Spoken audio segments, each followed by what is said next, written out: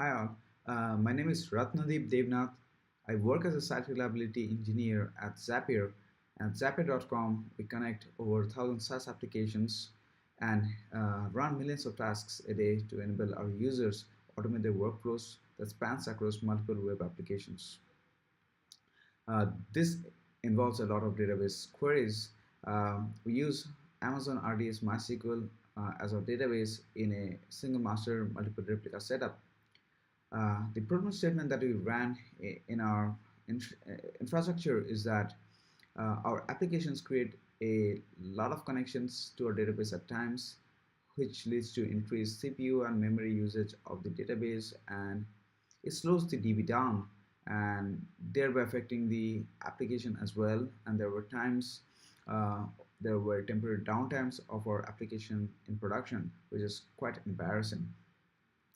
One solution around this would be to just upscale RDS, which we have done so far, but uh, this is not great in terms of cost, and also there's a limit to the amount of vertical scaling we can do.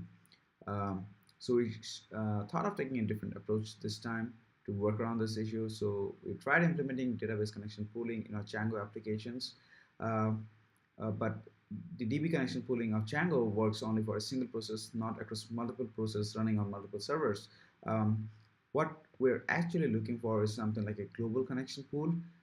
So we started doing some research in this area and found some solutions, open source solutions, obviously, um, uh, like Nginx, HAProxy, MariaDB MaxScale, proxysql.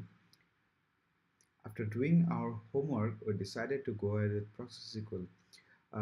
In this talk, we'll be explaining why we went ahead with proxysql, how we benchmark proxysql to see how it fits our infrastructure needs, how we figure out the various unknowns to ensure that proxysql works the way it is supposed to work, the various architectures available to set up proxysql, for example, application sidecar or a proxysql cluster. We decided to go ahead with the proxysql cluster.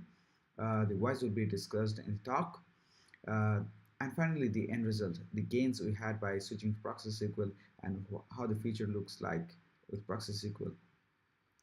The key takeaways for you in the talk would be you learn about the basics of proxysql, you learn about benchmarking proxysql, and you'll also learn how to set up a production-ready proxysql cluster that scales. So stay tuned for this talk. Thanks. Bye-bye.